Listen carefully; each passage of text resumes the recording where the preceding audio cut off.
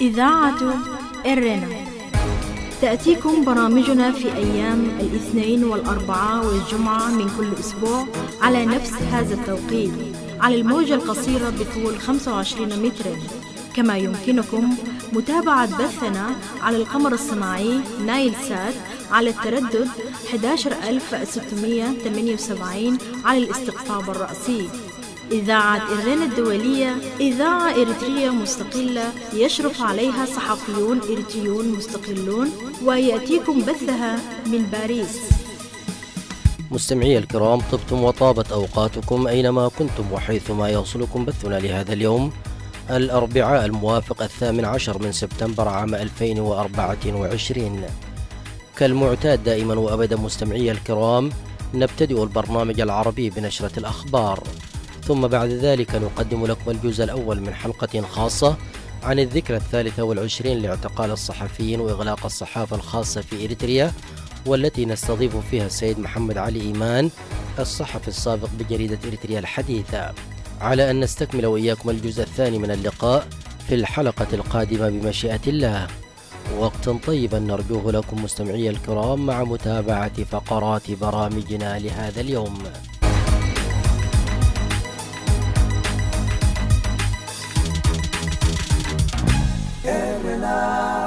المستمعون الكرام، فيما يلي أقدم لكم نشرة الأخبار، أبتدئها بالعناوين. الإريتريون يحيون الذكرى 23 لاعتقال الصحفيين وإغلاق الصحافة الخاصة في إريتريا. إريتريا تغلق حدودها مع شرق السودان بسبب تفشي وباء الكوليرا في الولايات الشرقية. وجيبوتي تقول إنها لن تسلم أثيوبيا ميناء تاجور لإدارته بشكل مستقل. كانت تلكم سيداتي سادتي عناوين الأخبار، وإليكم التفاصيل من إذاعة إرنا الدولية في باريس. يوافق اليوم الأربعاء إحياء الذكرى 23 لإغلاق الحكومة الإريترية للصحف الخاصة والاعتقال المتعمد للمحررين والصحفيين واختفاء كبار المسؤولين السابقين الذين طالبوا بالإصلاحات. ففي مثل هذا اليوم منذ 23 عاما أعلنت الحكومة الإريترية عبر وسائل إعلامها إيقاف الصحف الخاصة مؤقتا، وطاردت محرريها وصحافيها وأودعتهم السجون، ولم يتم تقديم رؤساء تحرير الصحف الخاصة والصحفيين فضلا عن المسؤولين السابقين إلى المحكمة منذ اعتقالهم، كما أن الحكومة لم تتبع إجراءات قانونية ضدهم. علاوة على ذلك قامت الحكومة بإخفاء هؤلاء المواطنين دون تمكين ذويهم من الاتصال بهم أو معرفة مكان وجودهم. وتفيد التقارير أن العديد من هؤلاء الصحفيين والمسؤولين لقوا حتفهم نتيجة المعاملات الوحشية التي مارسها النظام بحقهم. إن انتهاك الحكومة الإريترية حقوق هؤلاء الصحفيين والمسؤولين وبقية المواطنين المعتقلين وجعلهم في إعداد المفقودين لعشرات السنين يعد جرائم فظيعة ضد مواطنين أبرياء، كما أنه يعد سابقة إجرامية لم ترتكبها الأنظمة الاستعمارية التي توالت على الشعب الإريتري. إن أحداث 18 من سبتمبر عام 2001 دقت المسمار الأخير في نعش الأمل في الديمقراطية، وبعدها أصبح تدفق الإريتريين إلى المنفى بشكل غير مسبوق حتى في عهد الاستعمار الأثيوبي. ولا يزال النظام الإريتري في نهجه المستمر في اعتقال المواطنين وإخفائهم قسريا حتى اليوم، دون تقديم الآلاف من المواطنين الذين تم اعتقالهم إلى المحاكم أو توجيه التهم لهم. قالت الأمم المتحدة إن 4 أشخاص لقوا حتفهم وأصيب أكثر من 100 آخرين بمرض الكوليرا في منطقة كسل بشرق السودان الأسبوع الماضي وحده، وأدى تفشي مرض الكوليرا إلى وفاة 119 شخصا في منطقتي ود الحليو وحلفة بولاية كسل القريبة من إريتريا. كما يتلقى أكثر من 3200 شخص المساعدة الطبية بحسب ممثل الأمم المتحدة. وقالت الوكالة إن الحكومة الإريترية أغلقت حدودها مع شرق السودان خوفا من انتشار عدوى المرض إلى إريتريا. وكانت وزارة الصحة السودانية أعلنت الاثنين إن حالات الإصابة بالكوليرا تجاوزت 9000، منها 315 وفاة في 8 ولايات من البلاد. وأطلقت الوزارة حملة تطعيم ضد الوباء في محليتي ود الحليو وكسل بشرق السودان. وبدأ انتشار الكوليرا في 12 من أغسطس الماضي بالتزامن مع الأمطار الغزيرة والسيول التي اجتاحت مناطق واسعة من البلاد. ونقل موقع سودان تريبيون عن مركز عمليات الطوارئ بوزارة الصحة قوله في بيان إنه تم تسجيل 266 إصابة جديدة بالكوليرا، بينها 6 حالات وفاة. ويعاني السودان من تحديات الأمراض والأوبئة التي تشكل تحديا آخر، بالإضافة إلى تحديات الحرب وغلاء المعيشة والمجاعة المنتشرة في أجزاء واسعة من البلاد. وأصبح آلاف المواطنين واللاجئين في شرق السودان ومعظمهم من الإريتريين عرضة بشكل متزايد للإصابة بالكوليرا بحسب تقارير واردة من المنطقة. ووردت تقارير أيضا عن تفشي وباء الكوليرا في منطقة القرن الإفريقي، بما في ذلك إريتريا هذا الصيف بسبب الأمطار الغزيرة والفيضانات. ومع ذلك لم تؤكد سوى السودان وأثيوبيا والصومال وجود حالات إصابة مؤكدة. والكوليرا هو مرض بكتيري يسبب الوفاة نتيجة الإسهال والقيء الحاد، وغالبا ما تتسبب فيه البيئة الصحية والاستخدام غير الآمن للأدوات المشتركة. أوضحت جيبوتي أنها ستدير ميناء تاجورة بشكل مشترك مع أثيوبيا ولن تتخلى عنه تماما، وذلك في حال قبول أثيوبيا بالطرح الجيبوتي. وقالت جيبوتي إن أحد المقترحات التي يمكن أن تخفف التوترات بين أثيوبيا والصومال بشأن مذكرة التفاهم الموقعة مع رئيس وزراء أرض الصومال هو السماح لأثيوبيا بإدارة ميناء تاجورة. ومع ذلك انتشرت شائعات على وسائل التواصل الاجتماعي مفادها أن جيبوتي ستمنح أثيوبيا ميناء تاجورة. وقال وزير الخارجية الجيبوتي محمد علي يوسف إن جيبوتي لن تسلم ميناء تاجورة إلى أثيوبيا، لكنها قد تناقش الإدارة المشتركة. وتعتمد أثيوبيا على جيبوتي في أكثر من 95% من خدمات الموانئ، وتقتصر في الغالب على تحميل وتفريغ البضائع الجافة والحاويات في ميناء تاجورة. بهذا أصل إياكم مستمعي الكرام إلى ختام النشرة الإخبارية لهذا اليوم، وقتا طيبا أرجوه لكم مع متابعة بقية فقرات برامجنا. راديو إيرنا.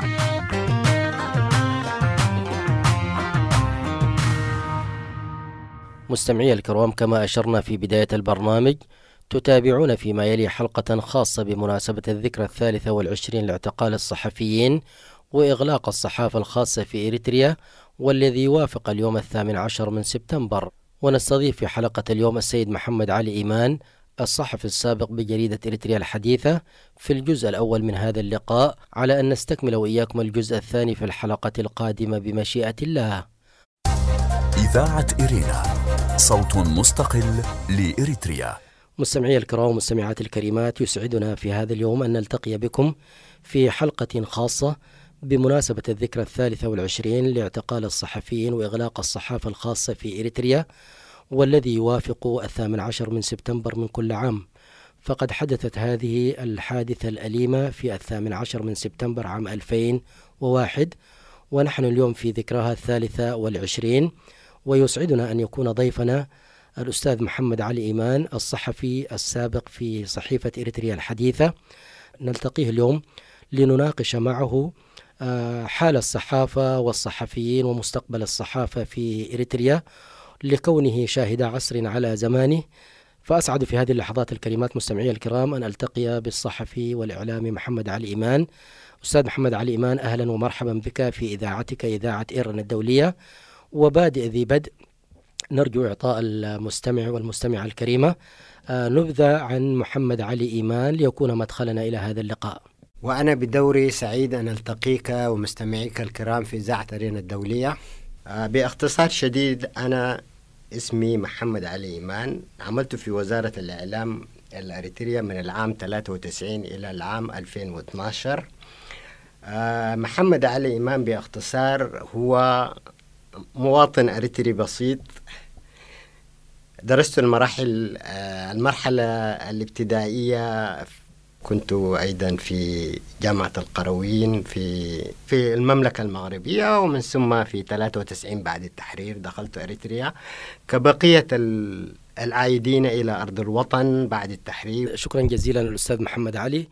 وطبعا العودة لها مسبباتها كأي مغترب إريتري أو كأي لاجئ إريتري أو كأي طريد إريتري كان يحلم بالعودة إلى الوطن والعيش والاستقرار فيه بأمن وسلام. فلا شك أن تلك المرحلة أو تلك العودة كانت مشبعة بأماني وأحلام وطموحات. يا ترى هل هذه الآمال والطموحات تحققت أم أنها ذهبت أدراج الرياح؟ هذا سؤال غني عن الإجابة والكل يعرفه. أستاذ محمد علي إيمان، بعد هذه اللمحة الموجزة عن المسيرة الحياتية، يا حبذا لو أعطيتنا نبذة عن الإعلام في إريتريا والمراحل التي مر بها، ونرجو أن يكون ذلك فاتحة لهذا اللقاء. بداية، هناك من يتحدث أحسن مني في مجال تطور الإعلام في إريتريا، ولكن باختصار شديد الصحافة مرت في إريتريا والإعلام مر في إريتريا، وبواكيره كانت منذ بداية الحركة الوطنية في إريتريا، يعني بالذات يعني في مرحلة تغيير المسير. في ذلك الوقت كان الإعلام، الحركات الوطنية أو الأحزاب الوطنية يعني بذلت جهد كبير أن تكون لها منابر.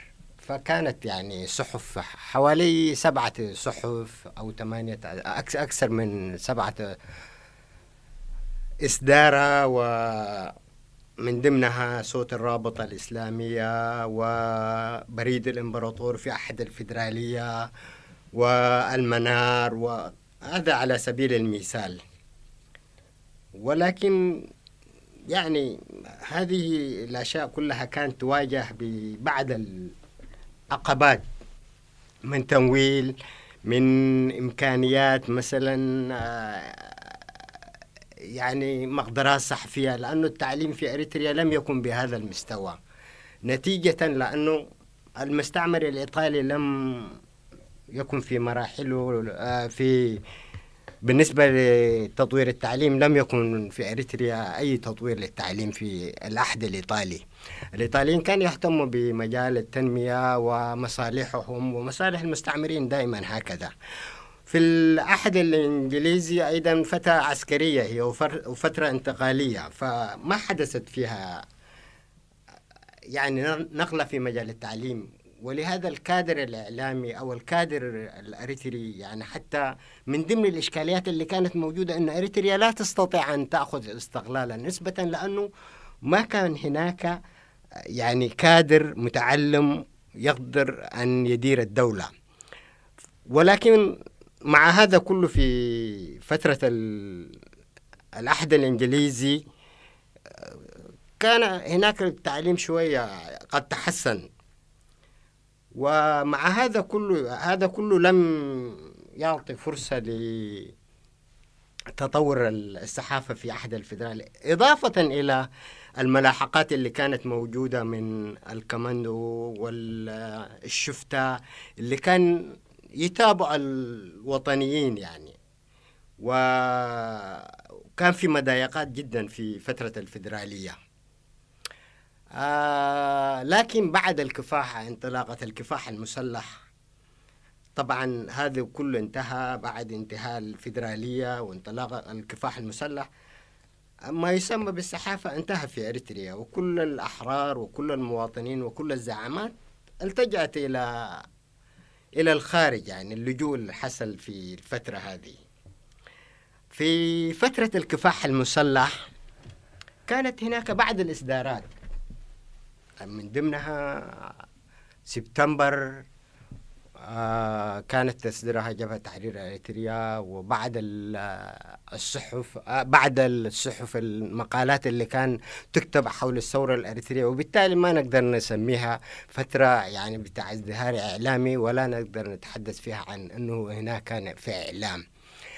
في فترة مرحلة من المراحل هي يعني الصراع اللي كان موجود بين التنظيمات الأريترية، أيضا كان لكل تنظيم صوته الخاص، يعني من بعض المجلات كساقم مثلا كانت موجودة هنا في باريس،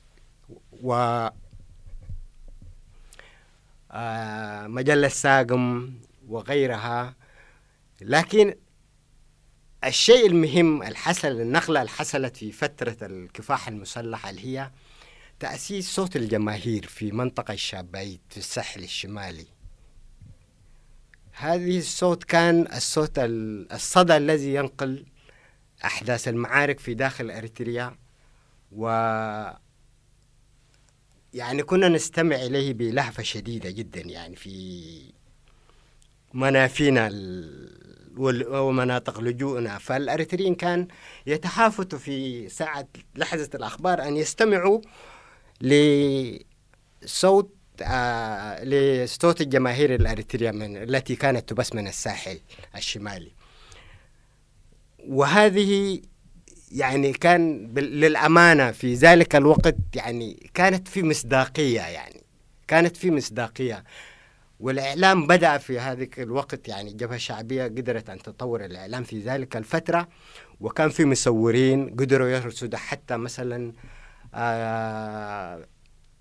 معركة فنقل، هي عملية فنقل في مسوع، وكل المعارك اللي كانت من الحملات العسكرية كان بيرصدوها على قدر إمكانياتهم ووثقوا لها. يعني قبل الاستغلال يعني وثقوا كثير يعني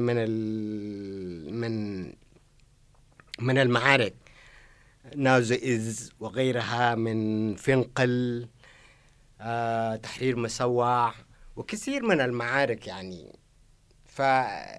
فأصبح المخزون الوثائقي يعني لدى التنظيم قوي جدا، وهذا ساعد يعني بعد التحرير أن تكون هناك أرشفة له ومرجعية. وأيضا التنظيمات الأخرى اللي كانت مثلا غير في فترة الجبهة أو في التنظيمات الأخرى، الوثائق قدرت أن تصل بعد التحرير إلى داخل الوطن.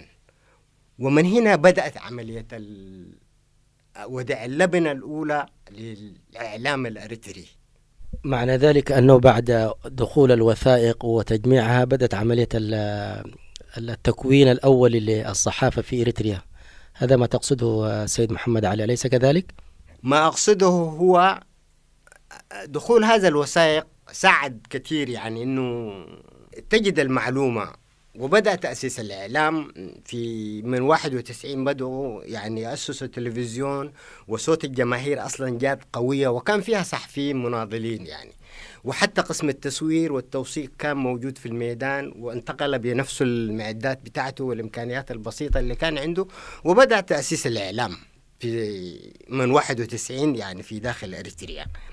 هذا ما أقصده. جميل. طبعا أنا هنا أريد أن أعقب فقط بشيء بسيط، وهو أنه في فترة النضال أو في فترة الكفاح المسلح هنالك يعني صحف كانت مصاحبة لإذاعة صوت الجماهير، وهي صوت الجماهير الإريترية. نشرات دورية كانت تصل إلينا في السودان ونحن صبية صغار في ذلك الوقت، كإعلام مقروء موازي للإعلام المسموع اللي هو إذاعة صوت الجماهير الإريترية، التي ألهمت حماس الكثير من الشباب ودفعت بهم إلى الساحة الإريترية، كما ألهمت غيرها أيضا من النشرات الثورية في حجبة التحرير والقصائد الشعرية الحماسية.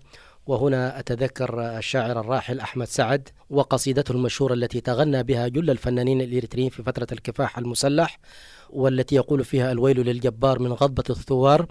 وهنا أترحم أيضا على الفنان الراحل الذي غنى هذه الأغنية، الفنان عثمان عبد الرحيم، الذي رحل عن دنيانا الفانية في الأسبوع الماضي.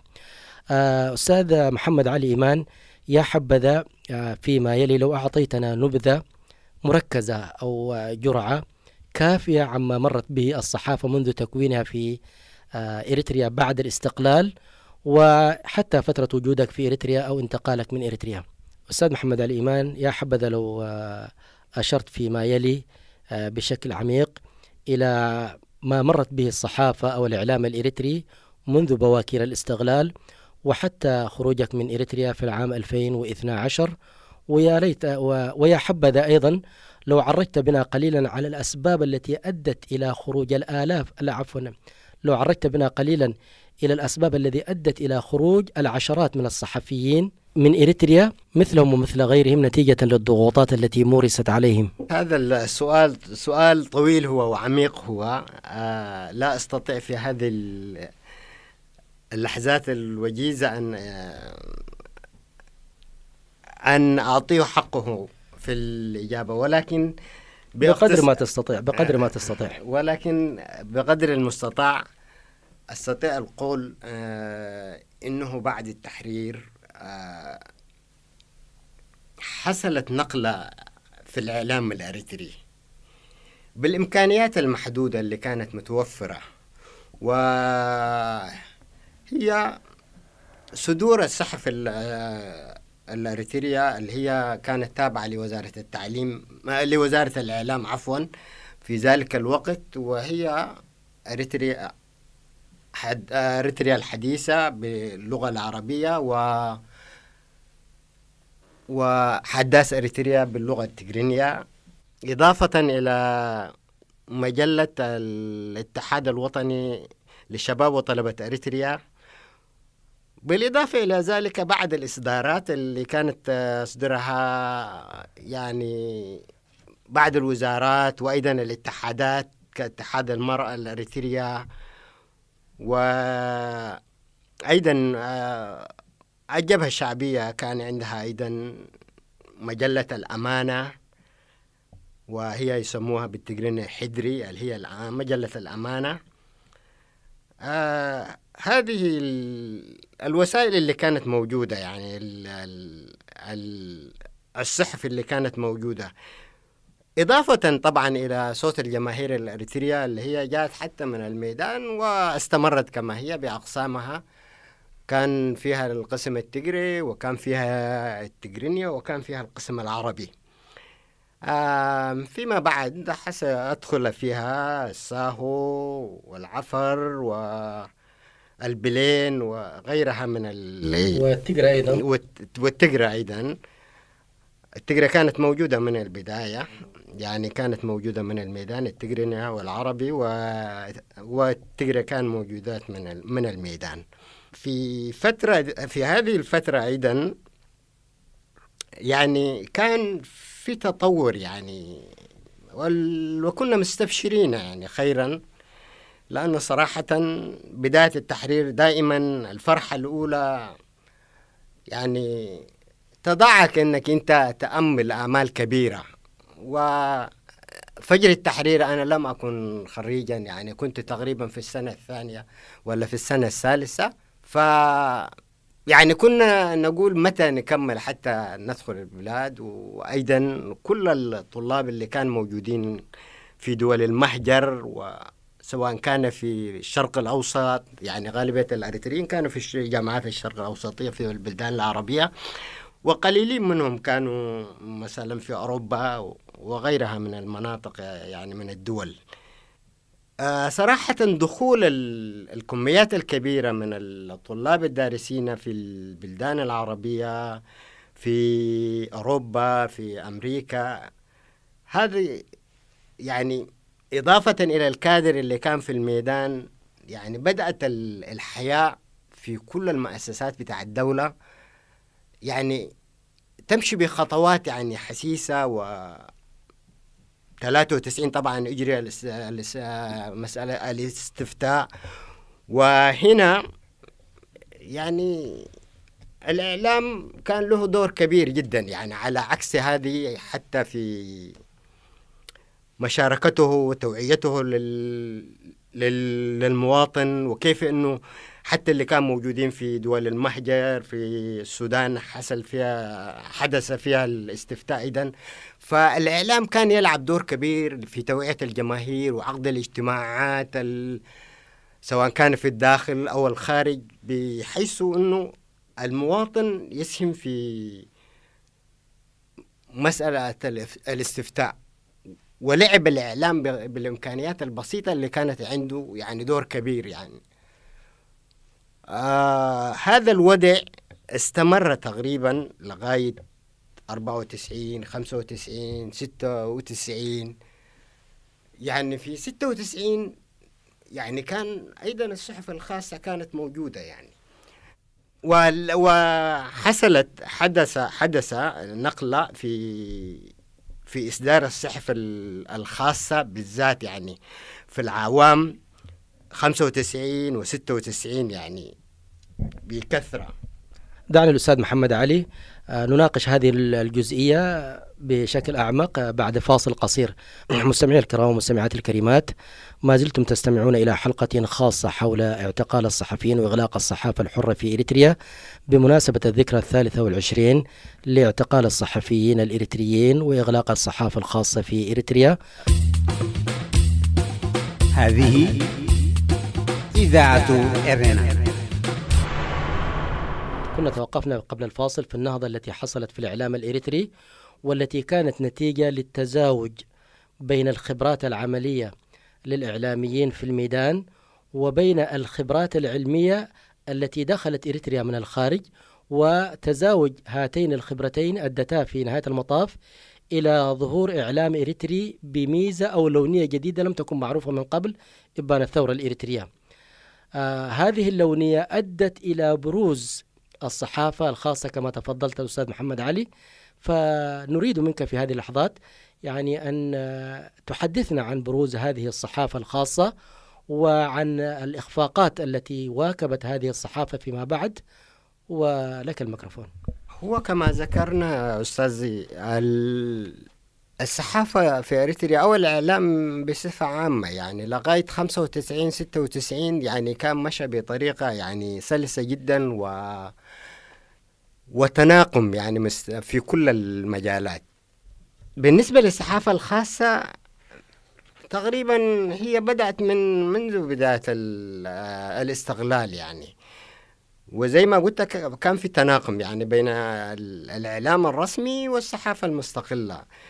لكن هذه الإصدارات أو الصحافة الخاصة واجهت عقبات مع المشكلة الحدودية التي حصلت بين إريتريا وإثيوبيا. عفوا أستاذ محمد علي، يا ريت لو أطلعتنا على بعض هذه الصحافة المستقلة التي ظهرت في ذلك الوقت، أسماء الصحف مثلا والمجلات إن كانت متوفرة أو يحضرك شيئا منها الآن قبل تناغمها مع الإعلام الحكومي الإريتري. الصحف الخاصة كما ذكرت هي كانت كثيرة يعني في ذلك الوقت، ولكن ممكن ذكر البعض منها مثل صحيفة سجيناي وزمن وصحيفة الزمن وقسط دبنا وسيتيت وأدماس وعدال. يعني هذه الصحف كلها كانت في ذلك الوقت هي شبه مستقلة وشبه يعني الاستغلالية. لما نقول استغلالية كانت استغلالية مادية، لكن هناك من يتابع يعني بعد هذه الصحف من قبل وزارة الإعلام، بالذات مع دخول إريتريا وإثيوبيا في إشكالية الحدود. وهنا عفوا أستاذ محمد علي، يا ريت لو توضح لنا المتابعة للصحف المستقلة، ما المقصود منها؟ متابعة في ماذا؟ إذا نحن قلنا مثلا الصحف المستقلة هي صحف مستقلة، هل هذا الاستقلال هو استقلال في مادي إداري أم استقلال حتى في الطرح؟ وهل هذه المتابعة هي متابعة أمنية أم متابعة للموافقة على ما هو مطروح؟ المتابعة هي متابعة في المحتوى يعني متابعة هي متابعة المحتوى، لأنه دائما لما تكون هناك إشكالية بالذات يعني حرب كانت موجودة في الحدود، وإريتريا يعني حاولت في هذه الفترة يعني بالذات يعني النظام حاول في هذه الفترة أن يقمع أي صوت يعني أو أي صوت يعني يكون شاذ يعني بالنسبة لتوجهاته السياسية. هنا كانت الإشكالية. أصلا المراقبة موجودة في توجهات الحكومة الأريترية من زمان، لكن مع دخول الحرب الحدودية وبعد نهاية الحرب الحدودية أصبحت مسألة المراقبة أشد، لأن الصحف الخاصة يعني لازم من التحكم فيها، لأنه ما دايرين أخبار من قنوات خارج التوجه العام بالنسبة للحكومة الأريترية. وقد يسألني واحد، نحن في شهر سبتمبر، أولا نحيي الشعب الأريتري بمناسبة سبتمبر، فسبتمبر هو انطلاقة شرارتنا الأولى، وسبتمبر هو شهر الاستقلال، وسبتمبر هو أيضا شهر النكبات، يعني في مسألة الحريات العامة بالنسبة لأريتريا أو الصحافة في أريتريا. إذا سبتمبر هو المضحك المبكي. أكيد سبتمبر هو المضحك المبكي، وسبتمبر هو شهر أريتريا بامتياز. بعد الحرب نستطيع أن نقول هي مرحلة منفصلة كما يطلق يعني. فحصلت إشكالية، وهنا جاءت مسألة المراقبة بالنسبة للصحافة الخاصة بوجه أدق، اللي هو إنه الصحافة في مجموعة الإصلاحيين اللي هي طالبة الرئيس باجتماع، ووقعوا على وثيقة حوالي 19 نفر. هذه معروفة. نعم هذه معروفة، هي مجموعة ال15 المعروفة بجروب 15 أو المجموعة الإصلاحية. قبل الوجه في هذا الأمر أنا أسأل سؤال: هل كانت هنالك علاقة بين مجموعة ال15 والصحافة الخاصة؟ العلاقة كيف نشأت بين مجموعة ال15 والصحافة الحرة؟ أنا أريد أن أوضح في هذا قليلا، يعني شوية. بعد انتهاء الحرب حصلت زي ما يقال المفاصلة. فمجموعة ال15 هم أصلا ليسوا 15، هم 19 وقعوا في وثيقة ليطالبون فيها الرئيس باجتماع لتقييم الأوضاع. فطلبوا منه اجتماع 19 واحد وقعوا في وثيقة.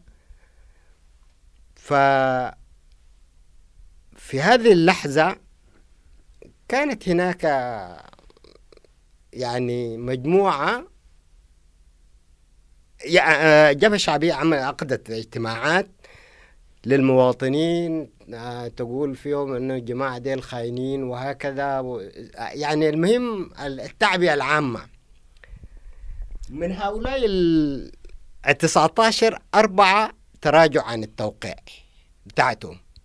قبل الخوض في هذه المسألة الأستاذ محمد علي، السؤال اللي أنا أطرحه الآن بشكل واضح هو: هل كانت هنالك علاقة واضحة بين مجموعة ال15 أو ال19 كما سميتهم أنت وملاك الصحافة الخاصة أو الصحفيين في الصحافة الخاصة؟ يا ريت لو تحدثنا عن الجزئية دي قبل ما ذكرت. هو أنا أريد أن آتي إليك في هذه بالذات في هذه النقطة، العلاقة. أنا أريد أن آتي للعلاقة. تفضل. فهي المجموعة هم 19 واحد. 19 واحد هذول وقعوا في وثيقة يطالبوا الرئيس باجتماع لتقييم الأوضاع بعد انتهاء الحرب مع إثيوبيا.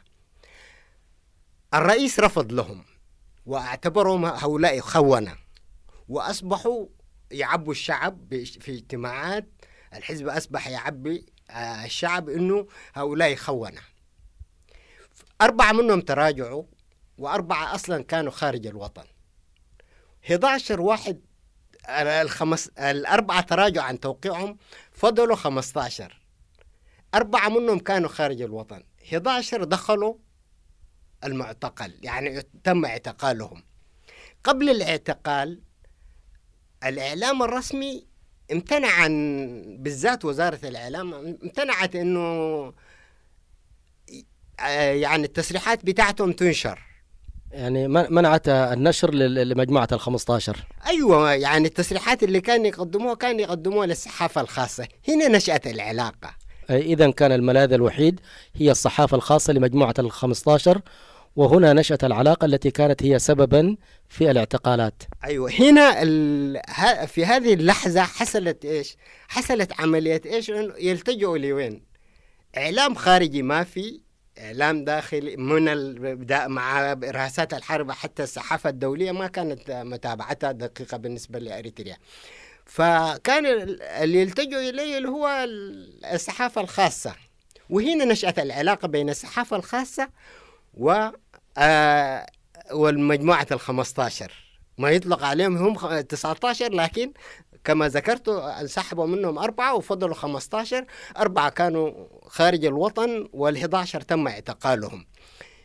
فالتصريحات اللي كان بيصرحوها عن رؤياهم عن كذا كلها كانت تذهب للصحافة الخاصة، وهنا حصلت الإشكالية. وتزامنا مع إغلاق الصحافة، قبل إغلاق الصحافة تمت الاعتقالات بتاع مجموعة 15 الإصلاحية، ما يطلق عليهم جي 15 أو مجموعة 15. وفي ليلة واحدة الاعتقال تم في ليلة واحدة. تقصد أنه اعتقال مجموعة 15 والصحفيين المستقلين؟ تزامن هذا تماما، تزامن تماما. المعتقلين 15 يمكن 11 يمكن ذكر أسمائهم. تفضل. اللي هم محمود شريفو، بطرس سلمون، هيلي ولدة تنسائي درو، عقبة أبرهة، حامد حمد، صالح إدريس كيكيا، استير فساطين، برهاني قرز قهر، جرمانوت ناتي، وبرخي برخي قبر السلاسي اللي هو كان وزير الإعلام، استيفانوس سيوم.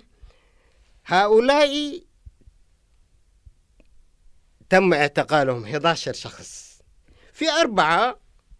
في أربعة يعني تراجع عن الاسم شنو، 4 كانوا خارج البلاد، لهذا لم يتم اعتقالهم. مستمعي الكرام ومستمعات الكريمات، نتوقف عند هذا القدر من المقابلة على أن نكمل وإياكم ما تبقى منها في الحلقة القادمة بمشيئة الله. إذاعة إرينا، صوت مستقل لإريتريا. في ختام البرنامج العربي لهذا اليوم أعود وأذكر بعناوين الأخبار. الإريتريون يحيون الذكرى 23 لاعتقال الصحفيين وإغلاق الصحافة الخاصة في إريتريا. إريتريا تغلق حدودها مع شرق السودان بسبب تفشي وباء الكوليرا في ولايات الشرق. وجيبوتي تقول إنها لن تسلم أثيوبيا ميناء تاجورا لإدارته بشكل مستقل. بهذا نصل إياكم مستمعي الكرام إلى ختام البرنامج العربي لهذا اليوم. تقبلوا تحياتي وتحيات الزملاء في إذاعة إرنا الدولية من باريس، وحتى نلتقيكم في البرنامج القادم في أمان الله. هذه إذاعة إرنا.